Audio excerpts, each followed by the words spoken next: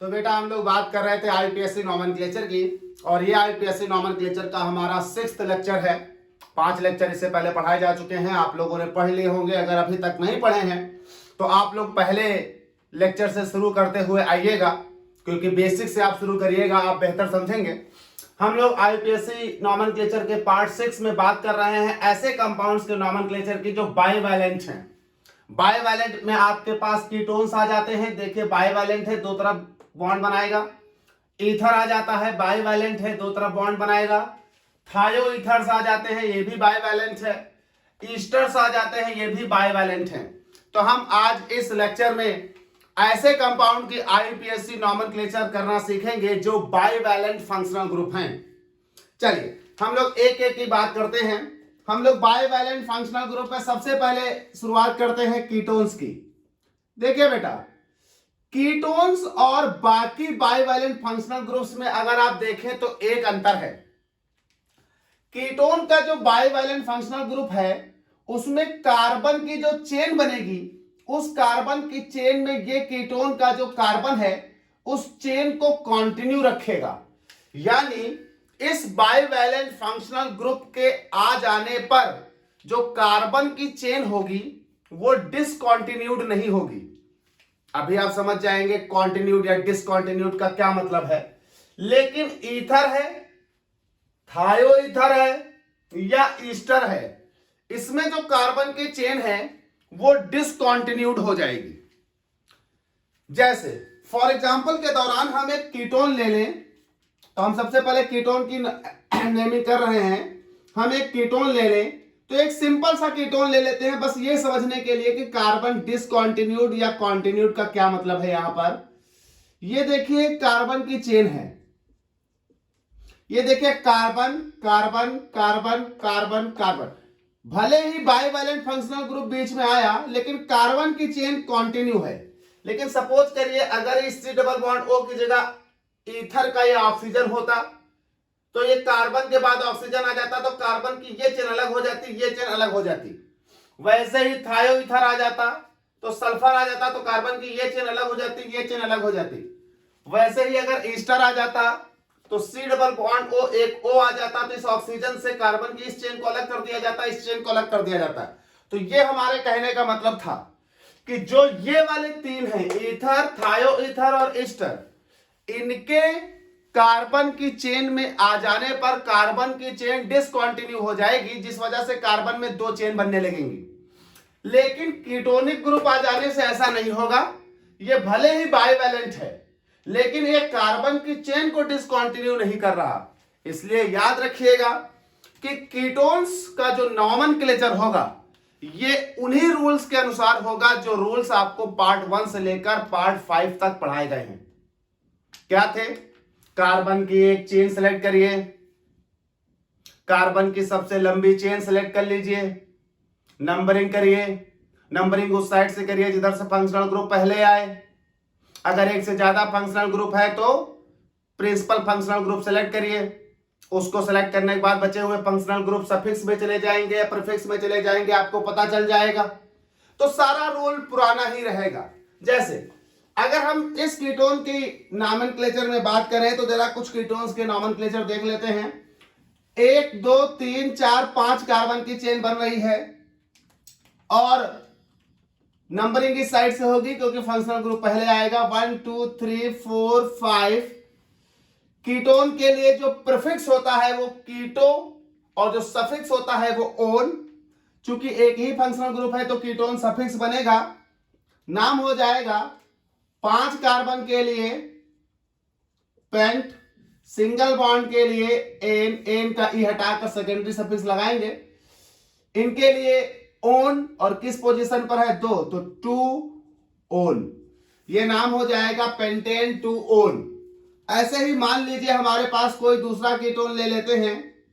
आप याद रखिएगा कि कीटोन के केस में सब वही रूल लगेंगे जो पार्ट 1 से लेकर पार्ट 6 तक 5 तक आपको पढ़ाए हैं हमने। यहां कोई नया रूल कीटोन्स के लिए नहीं है, क्योंकि कीटोन्स एक ऐसा कंपाउंड है जो कार्बन की चेन को ब्रेक नहीं कर रहा। ये देख लें, नाम लिखा जाएगा 1 2 3 4 5 6 7। तीसरे पर हमारे पास फंक्शनल ग्रुप है कीटोन। 6 नंबर पर एक साइड चेन है मेथिल, नाम हो जाएगा 6 मेथिल। 7 कार्बन है तो हेप्ट, सिंगल बॉन्ड तो एन। तीसरे पर है ओन तो 3 ओन, 6 मेथिल हेप्टेन 3 ओन। ऐसे ही मान लीजिए हमारे पास ऐसे कंपाउंड आ जाएं जिसमें एक से ज्यादा कीटोनिक ग्रुप हो। सपोज करिए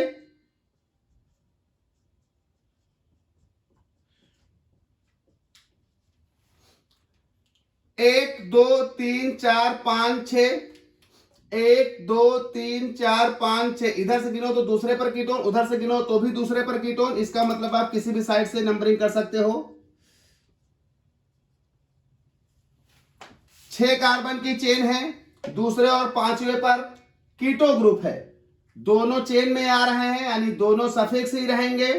6 कार्बन की चेन तो इसका नाम हो जाएगा हेक्स। सिंगल बॉन्ड्स हैं सब तो एन। 2,5 डाइओन। मान लीजिए कीटोन कभी पॉलीफंक्शनल ग्रुप्स में आ जाए, यानी ऐसे कंपाउंड्स में जहां पर कई सारे फंक्शनल ग्रुप हों। जब कई सारे फंक्शनल ग्रुप हो तो एक बात ये याद रखिएगा कि वहां पर आपको सबसे पहले प्रिंसिपल फंक्शनल ग्रुप सेलेक्ट करना होता है। प्रिंसिपल फंक्शनल ग्रुप सेलेक्ट करने के बाद ही आप बाकी ग्रुप्स को प्रिंसिपल फंक्शनल ग्रुप सेलेक्ट करने के बाद ही आप बाकी ग्रुप्स को सफिक्स या प्रीफिक्स में निर्धारित कर पाएंगे। देखिए OH है, Br है, C डबल बॉन्ड O है। अब इनका और इनका और इनका अगर देखा जाए तो सबसे ज्यादा प्रायोरिटी इनकी रहेगी। सीनियरिटी टेबल में OH और Br से ऊपर आएंगे कीटोन, तो जो सीनियरिटी टेबल में ऊपर आएगा वो होता है प्रिंसिपल फंक्शनल ग्रुप, बाकी सब हो जाते हैं प्रीफिक्स। तो ये प्रिंसिपल फंक्शनल ग्रुप है तो इनके आधार पर नेमिंग होगी। इधर से नजदीक है तो ये 1 2 3 4 5 6 नाम हो जाएगा। 4 पर ब्रोमो है, 5 पर हाइड्रोक्सी। अल्फाबेटिकली ब्रोमो पहले आएगा तो 4 bromo, 5 hydroxy, 4 bromo 5 hydroxy. 6 carbon की चेन है तो हेक्स, सब सिंगल बॉन्ड तो एन और दूसरे पर ओन है तो 2 ओन। तो आप देख रहे हैं कि कीटोन हमारा सफिक्स बना। लेकिन सपोज कर लीजिए हमारे पास कीटोन से हाई प्रायोरिटी वाला कोई ग्रुप होता तो कीटोन प्रीफिक्स भी बन सकता था। ऐसा नहीं है कि कीटोन हमेशा सफिक्स ही रहेगा। जैसे इस कंपाउंड को देखिए,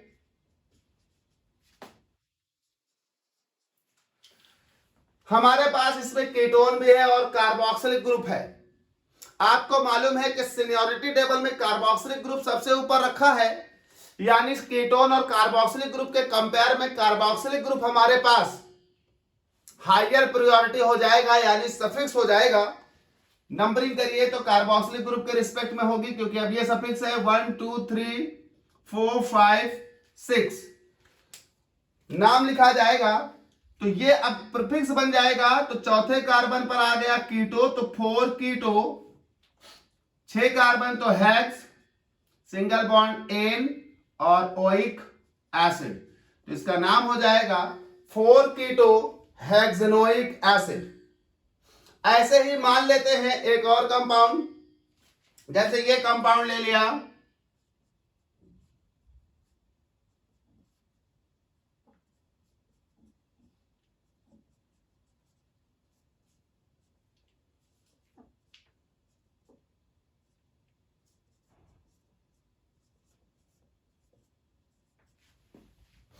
अब इस कंपाउंड में देखें तो एक कीटोनिक ग्रुप है, एक एमिनो ग्रुप है, एक क्लोरो और एक सल्फोनिक एसिड है।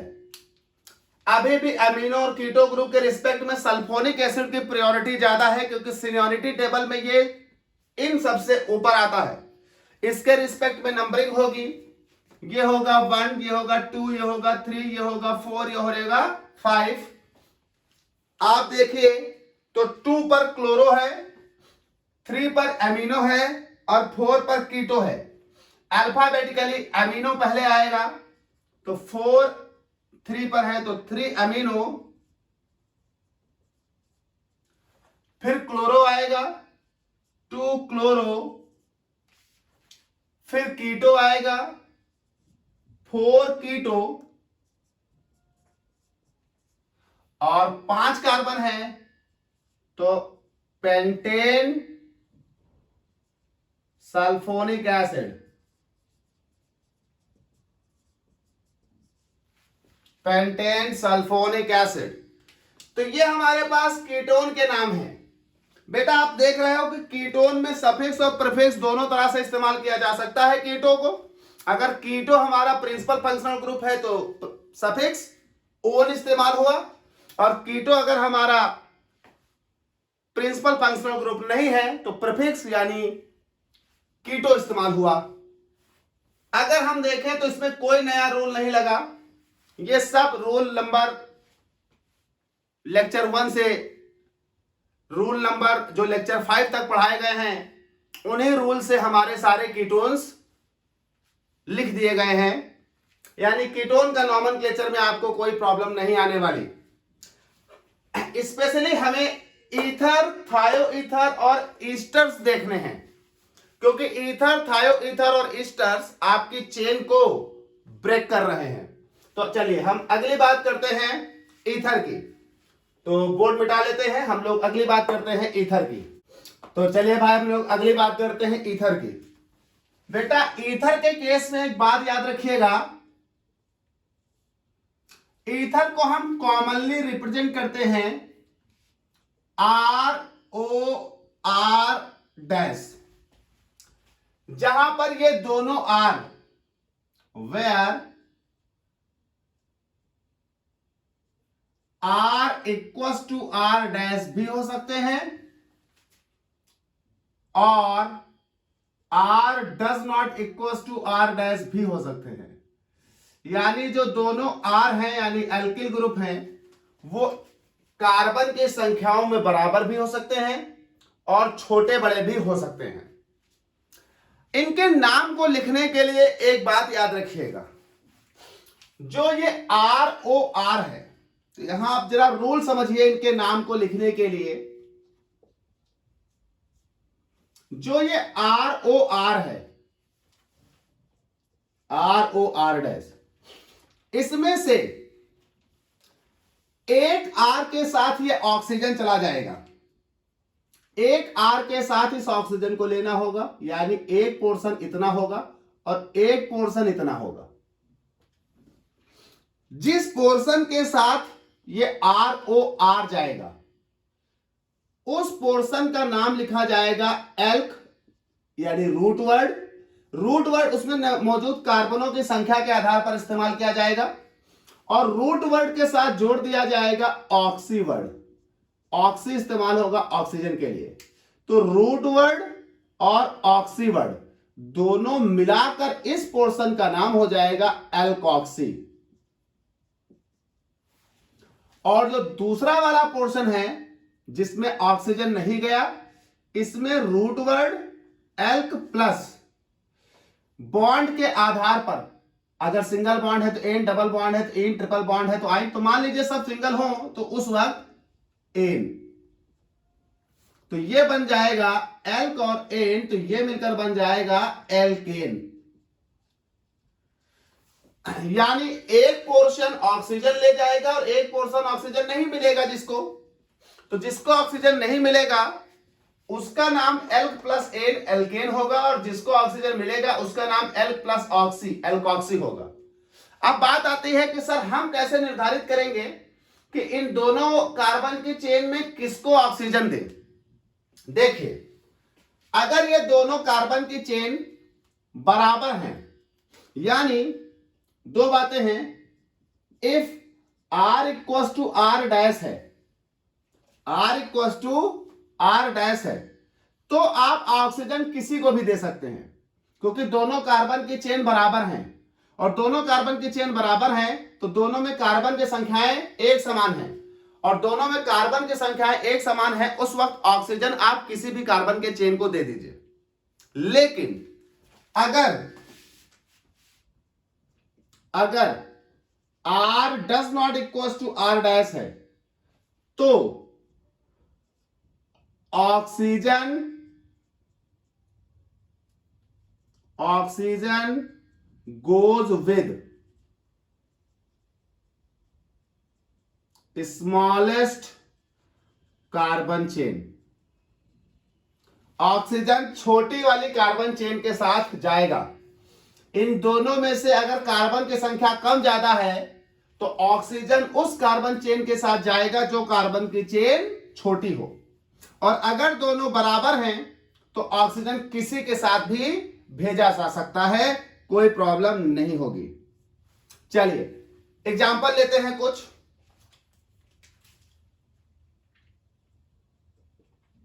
मान लीजिए CH3 CH2O CH2 CH3।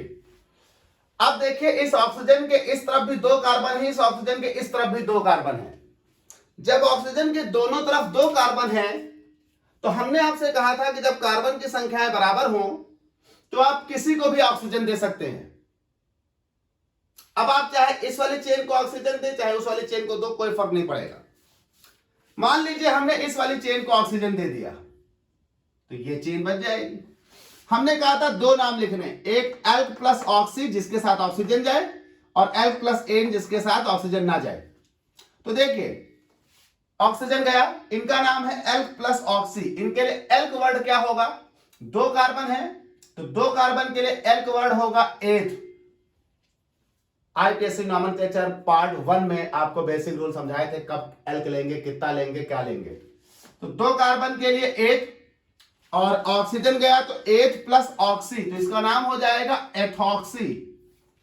दो कार्बन तो इसका भी नाम होगा बेटा एथ, और ऑक्सीजन नहीं है तो एन, इसका नाम हो जाएगा एथॉक्सी एथेन।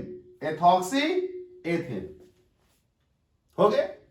चलिए दूसरा देखिए, मान लीजिए ऐसा होता CH3 CH2 CH3 CH3 CH2 CH2O CH3।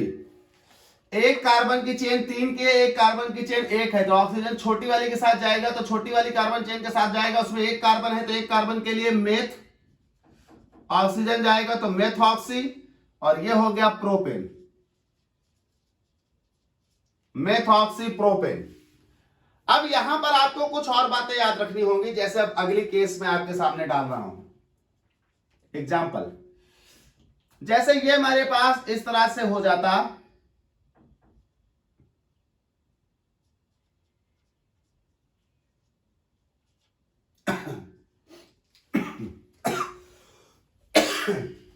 इस वाले के साथ छोटी वाली चेन है तो इसका नाम हो जाएगा मेथॉक्सी, और ये कार्बन की चेन एल्केन वाले रूल से लिखी जाएगी। एल्केन वाला रूल कहता है लंबी कार्बन की चेन तो 1 2 3, ये लंबी नहीं ये लंबी है, 4 कार्बन की चेन जिसमें दूसरे पोजीशन पर भाई साहब आ रहे हैं। तो अगर ये किसी कॉम्प्लेक्स कंपाउंड में है तो इनकी पोजीशन भी बतानी पड़ेगी। जैसे नंबरिंग करें तो इसका नाम हो जाएगा 1 2 3 और 4, 1 2 3 और 4। इनका नाम हो जाएगा मेथॉक्सी, क्योंकि छोटी कार्बन की चेन ऑक्सीजन ले जाएगी तो इसका नाम हो जाएगा मेथॉक्सी, और इसका नाम हो जाएगा ब्यूटेन। 4 कार्बन है ब्यूटेन। लेकिन एक बात कंफर्म नहीं हो रही कि ये ब्यूटेन के इस कार्बन पर है, इस कार्बन है, किस कार्बन पर है, तो आपको बताना पड़ेगा। तो ये ब्यूटेन के दूसरे कार्बन पर है तो इसका नाम हो जाएगा 2 मेथॉक्सी ब्यूटेन। देखिए अब तक नंबर देने की आवश्यकता नहीं पड़ी क्योंकि ये सिंपल ईथर थे। हमारे पास क्या हो रहा था, पहले ही कार्बन पर, यानी जो पहला चेन था वही हमारा एल्केन था, यानी सारा एल्कोक्सी पहले ही कार्बन की चेन पर जुड़ रहा था। तो पहले कार्बन की चेन पर जुड़ रहा हो तो सिंपल ईथर है, कोई दूसरा फंक्शनल ग्रुप नहीं, कोई साइड चेन नहीं। तो ऐसे केस में अगर नंबर इंडिकेट ना किए जाए तो कोई प्रॉब्लम नहीं होती, क्योंकि वो अगर इंडिकेट किए जाएंगे तो ऐसे लिखा जाएगा 1 मेथॉक्सी प्रोपेन, यानी प्रोपेन के पहले कार्बन पर मौजूद है। बहुत अच्छी बात है। लेकिन अगर हम मेथॉक्सी प्रोपोन लिख दें तो भी वो उसी बात को इंडिकेट करेगा, क्योंकि दूसरा उसमें ऑप्शन नहीं है। लेकिन अगर वो नंबर बदल रहा है तो आपको बताना पड़ेगा, यानी आप इसे मेथॉक्सीप्रोपेन भी लिख सकते हैं, 1 मेथॉक्सीप्रोपेन भी लिख सकते हैं। चलिए अगला एग्जांपल देखिए जरा, कुछ और आपके लिए कॉम्प्लेक्स कंपाउंड डेवलप करता हूं मैं।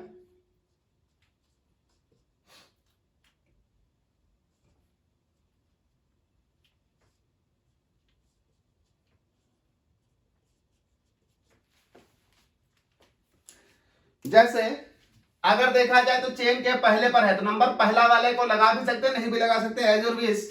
तो छोटे वाले के साथ जाएगा तो इसका नाम होगा एथॉक्सी, 2 कार्बन है एथॉक्सी, और इसका नंबरिंग करिए 1 2 3। अब प्रोपेन के दूसरे पर मेथिल है तो एथॉक्सी कॉमा 2 मेथिल प्रोपेन, तो एथॉक्सी 2 मेथिल प्रोपेन। जब नंबर नहीं लगाया तो ये कंफर्म है कि प्रोपेन के पहले पर होगा, और अगर आप नंबर लगा भी दें तो भी कोई प्रॉब्लम नहीं, 1 ethoxy 2 methyl propane. For example ये ऐसे होता,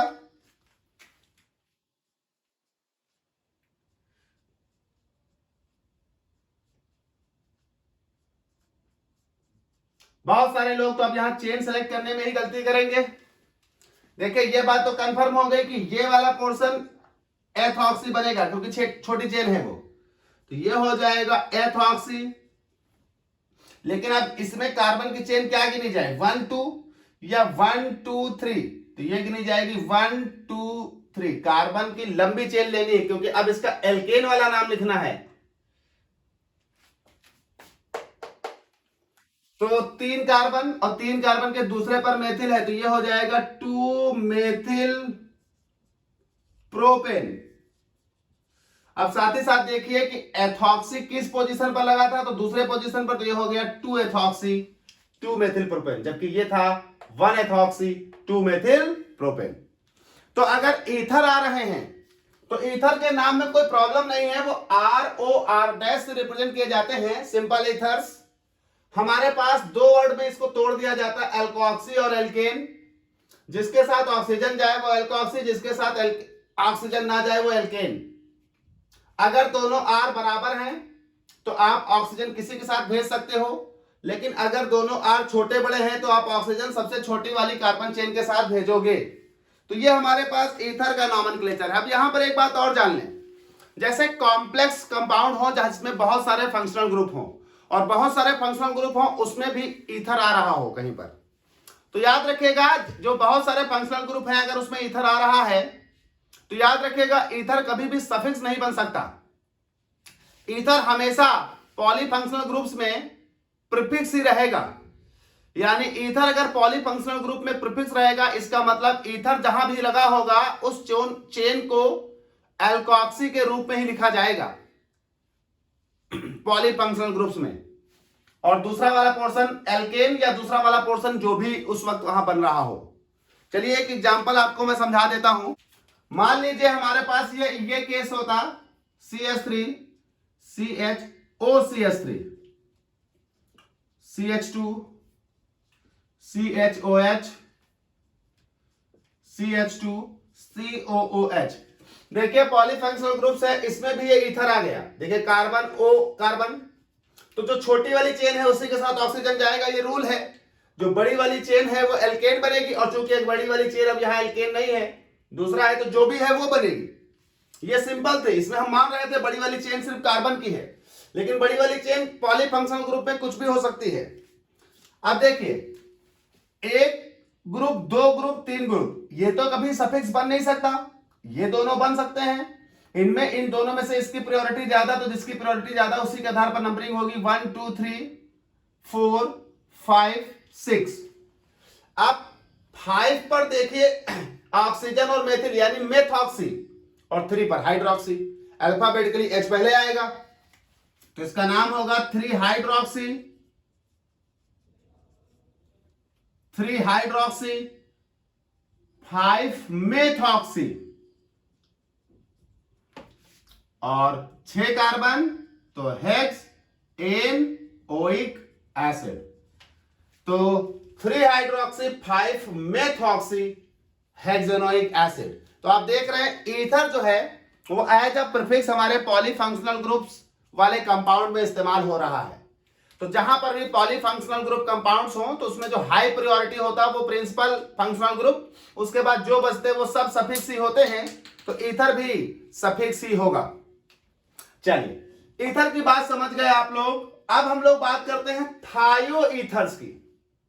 थायो ईथर्स ईथर के ही भाई हैं, लेकिन नाम दूसरी तरह से लिखा जाएगा। थायो ईथर में ऑक्सीजन की जगह सल्फर होता है। तो हम लोग अब बात करते हैं थायो ईथर्स की। व्हाइट बोर्ड मिटा लेते हैं, फिर बात करते हैं थायो ईथर्स की।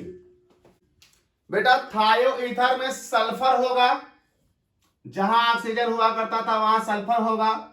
तो ये रिप्रेजेंट किए जाएंगे R single bond S single bond R dash.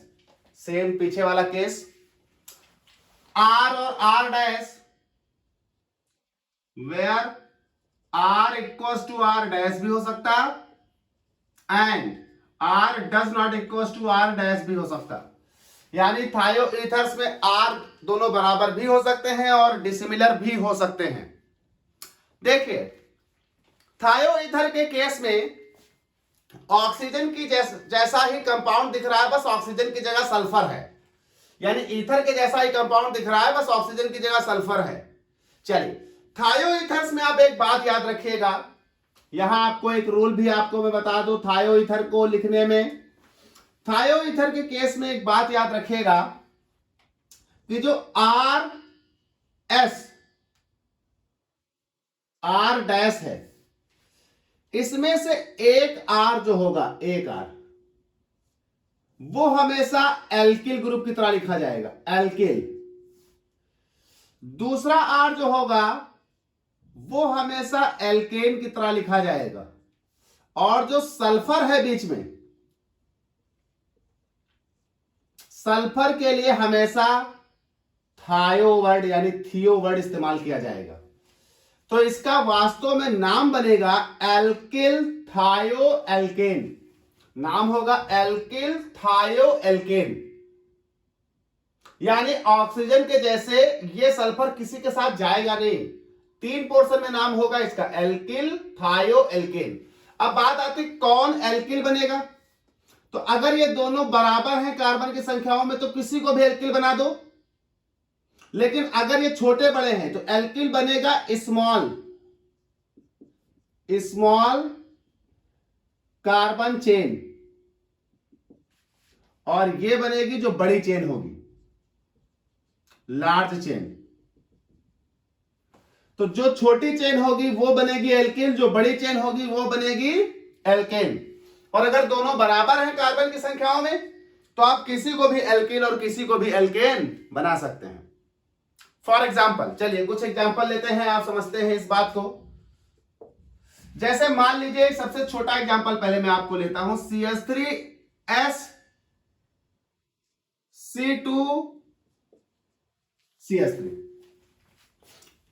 Carbon 1 carbon 2 बीच में सल्फर। तो ये छोटा वाला है तो ये एल्किल होगा। एक कार्बन का एल्किल बन जाएगा मेथिल, इसके लिए थायो वर्ड तो मेथिल थायो, और इसके लिए एल्केन वर्ड तो मेथिल थायो एथेन। इसका नाम हो जाएगा मेथिल थायो एथेन। अच्छा ईथर के केस में आपको याद होगा, ईथर के केस में आपको याद होगा हम मेथॉक्सी लिखते थे क्योंकि ऑक्सीजन को हम छोटी वाली चेन के साथ गिनते थे। यहां ऐसा नहीं है, छोटी वाली चेन एल्किल, बड़ी वाली चेन एल्केन और ये थायो। तो मेथिल थायो एथेन। जैसे मान लीजिए कुछ और होता, एग्जाम्पल के तौर पर मान लीजिए ये होता CH3 CH2S CH2 CH2 CH3। तो ये हो जाता एथिल, ये हो जाता प्रोपिल। तो प्रोपिल और एथिल में एथिल कम कार्बन रख रहा है तो ये हो जाता एथिल, सल्फर के लिए थायो और इनके लिए बेटा प्रोपेन। तो ये हो जाता एथिल थायो प्रोपेन। एथिल थायोप्रोपेन। अच्छा, मान लीजिए दोनों कार्बन की चेन बराबर होती तो क्या करते? जैसे ये हो जाता CH3CH2 सल्फर CH2CH3। ऐसे केस में दोनों बराबर हैं तो आप किसी को भी एल्किल और किसी को भी एल्केन ले सकते हैं, क्योंकि दोनों बराबर हैं। तो ये हो जाता एथिल थायोएथेन, एथिल थायोएथेन। मान लीजिए इन केस किसी एक में ब्रांच भी आ जाता है तो कोई प्रॉब्लम नहीं। देखिए ब्रांच ले लेते हैं, मान लीजिए CH3CH2S, ये ऐसे कर दें तो ये छोटी चेन है तो इसको लिखेंगे एथिल, छोटा चेन एथिल, सल्फर के लिए थायो, और बेटा इसका नाम 1 2 3 4, तो इसका नाम हो जाएगा ब्यूटेन। लेकिन बेटा ब्यूटेन कौन सा? तो कहा गया ब्यूटेन में आपको बताना पड़ेगा कि थायो ग्रुप कहां है। तो थायो ग्रुप पर ब्यूटेन जो जुड़ा है वो दूसरे से जुड़ा है, तो इसका नाम हो जाएगा एथिल थायो 2 ब्यूटेन। 2 नंबर इंडिकेट कर रहा है कि एथिल थायो ग्रुप जो है वो इस ब्यूटेन के दूसरे पोजीशन पर जुड़ा है, एथिल थायो ब्यूटेन। तो ये मेरे पास हो जाएंगे थायो ईथर के नाम, सिंपल है RSR-, एक R जाएगा एल्किल, एक R जाएगा एल्केन और S जाएगा थायो। जो छोटा एल्किल ग्रुप होगा, कार्बन चेन होगी, वो जाएगी एल्किल, जो बड़ी कार्बन चेन होगी वो जाएगा एल्केन, बीच में आ जाएगा थायो। तो ये हमारे पास हो गए थायो ईथर्स के नॉमेनक्लेचर। हम लोग अब बात करते हैं ईस्टर की। अगर हमारे सामने ईस्टर आते हैं तो हम उनका नाम कैसे लिखेंगे, ईस्टर का नॉमेनक्लेचर कैसे करेंगे? तो व्हाइट बोर्ड रफ कर लेते हैं, फिर हम लोग बात करते हैं चौथा बाइवैलेंट फंक्शनल ग्रुप ईस्टर। तो हम लोग बात करते हैं ईस्टर। अगर हमारे पास ईस्टर होगा तो आप उसका नाम कैसे लिखेंगे? देखिए जो ईस्टर होगा उसका जनरल फॉर्मूला होगा RC double bond O single bond OR। ये दोनों R सेम भी हो सकते हैं, डैश अलग भी हो सकते हैं, ये हुआ। अब जरा एक बात याद रखिएगा, ईथर थायो ईथर के जैसे ही यहां पे भी कार्बन की चेन के बीच में ब्लॉकिंग है, यानी ब्रेक है, ऑक्सीजन है, 2 कार्बन की चेन यहां भी बन रही हैं। याद रखिएगा जो ये वाली कार्बन की चेन बन रही होगी, ये वाली कार्बन की चेन हमेशा एल्किल होगी, यानी यहां पर एल्क प्लस आइल से मिलकर ये बना है एल्किल। जबकि जो ये वाली कार्बन की चेन होगी ये होगी parent carbon chain, parent carbon chain. और पेरेंट कार्बन चेन का नाम लिखा जाएगा एल्क प्लस एन इन आइन, जो भी होगा। आमतौर पर मान लीजिए एन होगा तो एन, और एन का बाद सेकेंडरी सफिक्स ये हो जाएगा OH। तो alk plus N plus OH मिलाकर लिखेंगे एल्केनोएट। एन का ई हटा दिया, क्योंकि जब भी प्राइमरी सफिक्स पर सेकेंडरी सफिक्स लगाया जाए तो ई हटा दिया जाता है, तो इसका नाम हो जाएगा एल्केनोएट। और ये हो गया एल्किल। तो अगर इन दोनों को मिला दें तो नाम हो जाता है एल्किल एल्केनोएट, क्योंकि जो रूट वर्ड होता है वो हमारा होता है मेन नेम और ये हो जाते हैं प्रीफिक्स। तो ये हो जाएगा प्रीफिक्स आगे एल्किल एल्केनोएट। तो हमारे पास जो ईस्टर के नाम होंगे वो बेसिकली होंगे एल्किल एल्केनोएट, एल्किल, और ये पूरी कार्बन की चेन जाएगी एक साथ इंक्लूडिंग दिस ऑक्सीजन, एल्किल, और ये पेरेंट चेन बनेगी कार्बन की, ये बनेगी एल्केनोएट, तो हो जाएगा एल्किल एल्केनोएट। चलिए कुछ एग्जांपल लेते हैं ईस्टर के लिए।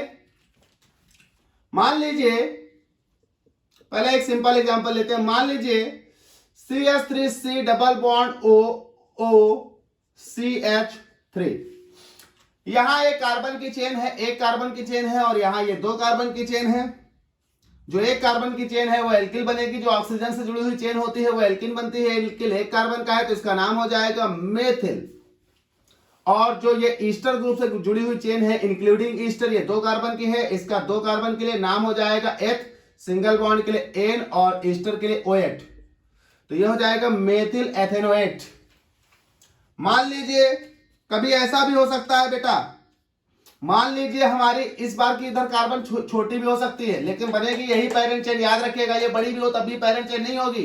फॉर एग्जांपल मान लीजिए ये हो गया H C double bond O single bond O, और इधर मान लीजिए हो जाएगा CH2 और CH3, तो ये कार्बन की चेन हो गई दो की और ये कार्बन की चेन एक की, लेकिन जिसके साथ ईस्टर होगा वही होगी पैरेंट चेन।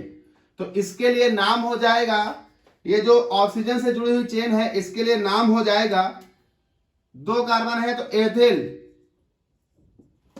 और इधर एक ही कार्बन है तो एक कार्बन के लिए मेथ, सिंगल बॉन्ड के लिए एन और ईस्टर के लिए ओएट, तो एथिल मेथेनोएट। मान लीजिए हमारे पास ये हो,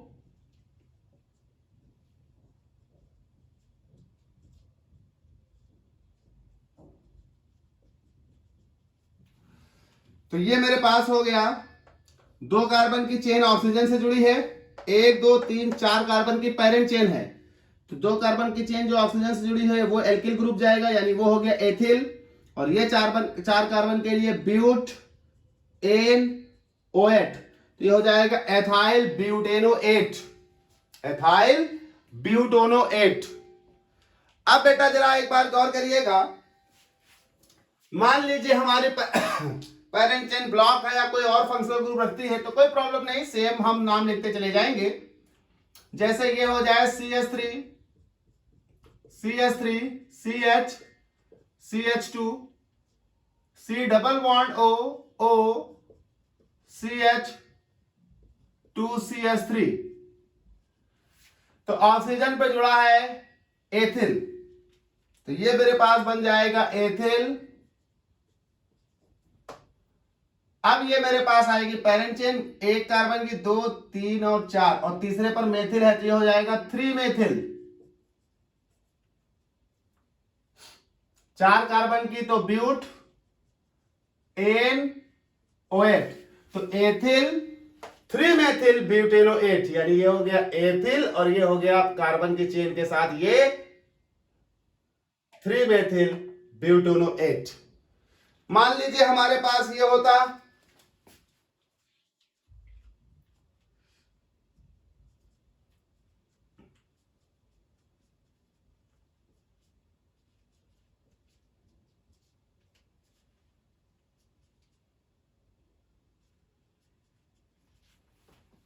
नाम होता है इसका, ऑक्सीजन से जुड़ी हुई ये चेन, इसका नाम हो जाता एथिल। अल्फाबेटिकली अगर इधर ज्यादा है तो अल्फाबेटिकली लिखे जाएंगे 1 2 3 4 5, ये हो गया क्लोरो, ये हो गया मेथिल, 4 पर है क्लोरो तो ये हो जाता 4 क्लोरो, 3 पर मेथिल तो हो जाता 3 मेथिल,